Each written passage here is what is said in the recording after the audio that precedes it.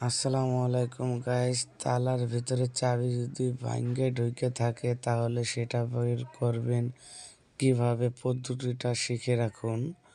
একটা চেকুন ছিট্টিপিনের মতো একটা জিনিস নেবেন, তারপরে একটু তেল দিয়ে হালকা নরম হাতে ওটাকে বের করবেন।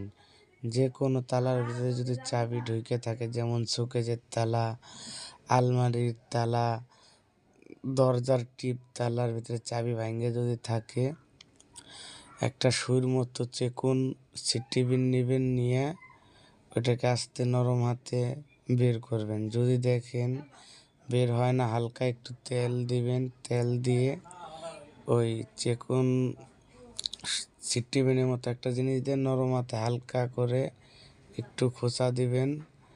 বেঁকা করে খোঁচা দিলেই চাবিটা বের হয়ে আসবে। দেখুন আমি কিভাবে বের করতেছি। এটা নরম হাতে, খুবই নরম হাতে বের করতে হবে,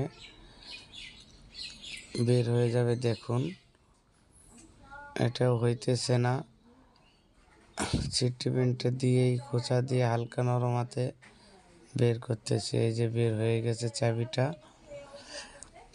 আমাদের চ্যানেলটি সাবস্ক্রাইব করে দিবেন, এরকম নিত্য নতুন ভিডিও পাবেন, একটা জিনিস শিখতে পারবেন।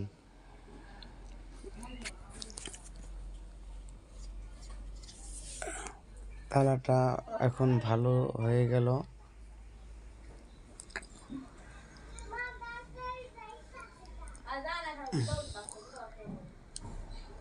আলমারিতে এখন সেট করে দেওয়া হবে।